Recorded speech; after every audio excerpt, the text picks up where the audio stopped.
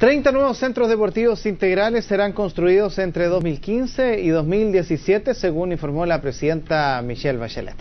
Además, la mandataria anunció la reposición del programa de escuelas deportivas, que va a beneficiar a 38.000 niños de entre 4 y 14 años. Queremos ahondar en este tema y para eso nos acompaña en Mañana en Directo la ministra del Deporte, Natalia Rifo. Buen día, ministra, ¿cómo le va? Muy bien, buenos días. ¿Cuáles son los mayores desafíos entonces que tiene su cartera y cómo los piensan afrontar durante esta administración? Bueno, primero decir que estamos muy contentos por los anuncios de ayer y que tienen que ver con los desafíos que tenemos para estos 4 años, que es acercar el deporte a la comunidad. Nosotros entendemos que el deporte es un derecho. Y como derecho, como gobierno, nosotros tenemos la obligación de poder entregar a la ciudadanía, digamos, las condiciones para que ellos puedan ejercer este derecho de la mejor manera. Entendiendo el deporte como actividad recreativa, entonces, no solamente como deporte de élite. No, entendiendo que el deporte tiene una sola línea. Aquí la masividad, el deporte recreativo y el deporte de alta competencia tienen que ir en una sola línea. Si nosotros logramos masificar el deporte, efectivamente, llevarlo a regiones, descentralizar la práctica deportiva, si logramos además introducir prácticas de deporte más recreativo en niños más pequeños, vamos a tener mayores deportistas probablemente de alto rendimiento, vamos a poder detectar nuevos talentos además y vamos a poder democratizar en definitiva, digamos, la práctica deportiva tanto masiva como de élite o de alto rendimiento. Transformar a Chile en una cantera completa en el sentido sí, bueno, por supuesto, idealmente esos son nuestros sueños y en este sentido los 30 centros efectivamente vienen a ser un tremendo aporte porque además están distribuidos en todas las regiones, entonces están de Arica a Punta Arenas, al menos un centro por región y que va a permitir efectivamente hacer un aporte para que la gente pueda tener un espacio para poder practicar deporte. Ahora, claro, estas escuelas deportivas también que van a ver son un poco, se llega a sistematizar algo y en el fondo se le da un sentido muchísimo mayor, más que ir solamente a tener un espacio para que los niños vayan a jugar a la pelota un día en la tarde, que también es bueno desde el punto de vista deportivo y te saca quizás de otros temas que son complejos en algunos lugares. Pero ¿qué se quiere lograr con todo esto, esta sistematización que se está trabajando? ¿Hacia dónde apunta directamente? O sea, entender que el deporte, primero, insisto, es un derecho y segundo, tiene que estar presente en todo el ciclo de vida de las personas. Por tanto, estas escuelas deportivas, que además son de 4 a los 14 años, efectivamente inician una práctica deportiva desde muy temprana edad porque genera adhesión, por supuesto, a la práctica deportiva y una serie de condiciones que efectivamente internacionalmente señalan que empezar desde más temprano, en el fondo tenemos la posibilidad de que tengamos futuras personas que practiquen deporte. Y por supuesto, sumado a eso, los indicadores que hemos visto en estos días, o sea, el 34% de los niños de menos de 6 años tienen digamos, están por sobre el peso o son obesos. Entonces son cifras que son bien alarmantes, que si bien no son de responsabilidad de nuestra cartera en particular, nosotros tenemos una responsabilidad de aportar a que esas cifras disminuyan. Ministra, ¿cómo se hace cargo este plan de las diferencias que hay por regiones, en términos geográficos, en términos de clima, en términos de contaminación, que desaconsejan la práctica de algún deporte en determinada temporada? ¿Cómo se aterriza, digamos, al territorio estos planes? Efectivamente, de dos maneras, en el sentido de las dos medidas me voy a referir, para graficarlo. Primero, los centros deportivos tienen un diseño, hay medianos, pequeños y grandes, pero el diseño final va a ser consensuado con las regiones. O sea, ¿cómo sueñan ellos este centro deportivo? Si tenemos tal vez en la Araucanía centros donde hay alta población, por ejemplo, mapuche, ¿por qué no pensar que tengan la cosmovisión también del pueblo indígena, por ejemplo? Y en el caso de las escuelas deportivas, también están abiertas a que las disciplinas que se practiquen en esas escuelas deportivas sean definidas por las propias regiones y las comunas donde se van a desarrollar. O sea, claramente hay regiones donde la demanda de cierto deporte es mucho mayor porque hay un tema cultural, identitario. Entonces nos parece que esa es una forma también de darle mayor adhesión también a la práctica deportiva. Ahora, si hablamos de espacios deportivos, hay uno que ha estado como ahí en la mira. Yo no hay plata, que el Parque de la Ciudadanía y en el Estadio Nacional. Sí. ¿En qué está eso, ministra? ¿No hay recursos? ¿Qué va a ocurrir con ese proyecto del cual en un minuto se ha hablado tanto? A ver, yo contar un poquitito de hacer historia. Efectivamente, esto fue un proyecto que se ganó, un proyecto de arquitectura respecto al diseño global del parque. Se han avanzado ya en 2 etapas. La última etapa fueron con recursos que estaban vinculados a los Juegos Suramericanos, porque como fue sede, entonces se arregló, digamos, lo que tenía que ver con los recintos donde se iba a practicar, digamos, los suramericanos.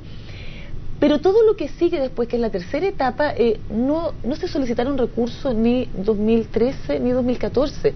No fueron solicitados, no habían recursos disponibles en el presupuesto del IND. Perdón, pero eso implica entonces que no hay recursos para la mantención de los mismos recintos de No. Una cosa es la mantención, digamos, del parque, y otro, entiendo que la pregunta tiene que ver con la terminación. Sí. Y que tenía un diseño donde había unas lagunas, creo que se mantenía el béisbol, y bueno, había una serie de cosas en el parque. Lo que yo he recogido este mes y medio es que efectivamente este diseño, hay cierto temor de la gente que practica deporte en ese espacio. Hay muchas canchas, yo estuve el fin de semana con los equipos ahí del fútbol amateur, que son usados con mucha intensidad los sábados y domingos esas canchas. Pasan llenas. Más de 3.000 personas o 4.000 personas me contaban. Sí, pasan claro, sí. Entonces, ¿qué decimos nosotros? Aquí hay que revisar el diseño. A nosotros nos interesa obviamente que eso se mejore. Las canchas no están en buenas condiciones, están en muy malas condiciones. Yo las recorrí enteras, tan peligrosas. Entonces hay que pensar en un diseño que incorpore la práctica que allí se realiza. Entonces, en ese sentido, cuando usted me pregunta qué va a pasar con el parque, lo vamos a revisar, vamos a revisar también el diseño con la gente que ocupa ese espacio. ¿Y se van a pedir recursos frescos quizás para el otro año? Claro, podríamos partir a lo mejor con una primera etapa, porque lo que estaba contemplado para esta tercera etapa son 17.000 millones, son bastantes recursos. Entonces tal vez habría que pensarlo en etapa, y estamos efectivamente en eso ahora, acercándonos a la comunidad para poder comenzar a discutir y reflexionar respecto al diseño con ellos. A propósito de discusión y reflexión, ¿qué pasa con el Dakar, ministra? ¿Va a haber Dakar en el norte? ¿No va a haber? ¿Qué dicen los personas que están interesadas en la cultura, que dicen que esta práctica del Dakar pasa por encima de lugares arqueológicos, en fin? Sí, pues nosotros ya recabamos todos los antecedentes porque nos parecía que era serio hacerlo después del terremoto del norte. Tenemos todos los antecedentes ya a la mesa, estamos en la conversación con ASO, que es la empresa que lleva a cabo el Dakar, y en las próximas semanas vamos a dar a conocer cuál es la decisión. ¿Y esa decisión está más cercana a que sí o que no? No puedo decirle, tengo que... Frío, tío. No, yo creo que es importante señalar que hemos puesto en la mesa todos los antecedentes para poder evaluar de la forma más seria todas las cosas buenas y malas, digamos, en el sentido de que hay gente que no le gusta, hay gente que sí le gusta, pero no solo si les gusta o no, efectivamente si hay daño arqueológico, cuántos recursos pero finalmente, ¿cómo se toma la región? decisión, ministra? Porque al final, efectivamente, hay una multiplicidad de factores que inciden, sí. Y probablemente la decisión, si es que el pulgar, digamos, se inclina hacia arriba o hacia abajo, tenga que ver con la ponderación que cada uno haga. Sí. Es decir, si es que una persona tiene una mirada mucho más conservacionista, antropológica, del cuidado, probablemente la respuesta sea que no. Sí. Si uno tiene en vista la notoriedad que le puede dar a Chile, el marketing, en fin, otras cosas, podría ser que sí. Así de manera es. que ¿quién es la persona, la autoridad, o si es un cuerpo colegiado el que tome finalmente la decisión? Nosotros tomamos la decisión como Ministerio del Deporte, pero también yo creo que es posible conciliar todas las miradas. O sea, efectivamente, las miradas ambientalistas, arqueológicas, las miradas de los recursos económicos, tiene que ver con qué condiciones y cómo vamos mejorando, en definitiva, las condiciones que se ponen para el desarrollo del Dakar. Entonces, en ese sentido, yo creo que es posible, y así lo hemos hecho, tratando de conversar con todos los actores para tomar la mejor decisión. ¿Cuándo está la decisión? ¿O se va a conocer? En el mes de mayo vamos a tener la decisión. Durante este mes. Sí. Ahora. Pero no hay una fecha establecida todavía. Ya, y lo otro, me quedo de vuelta a lo de los Odesur, ministra. A ver, por ejemplo, muchas de las críticas es un paralelo, pero en Brasil se han construido grandes estadios y muchos dicen qué va a pasar con toda esta infraestructura que se ha hecho, y unas grandes críticas, la inversión en Lucas. Acá lo Odesur también se invirtió mucho en recintos que estuvieron llenos para los Odesur. La gente participó, pero sabemos que durante el año ese público muchas veces baja, no se pagan las entradas quizás para este tipo de eventos, y hay que mantener todo esto. ¿Cómo se va a hacer?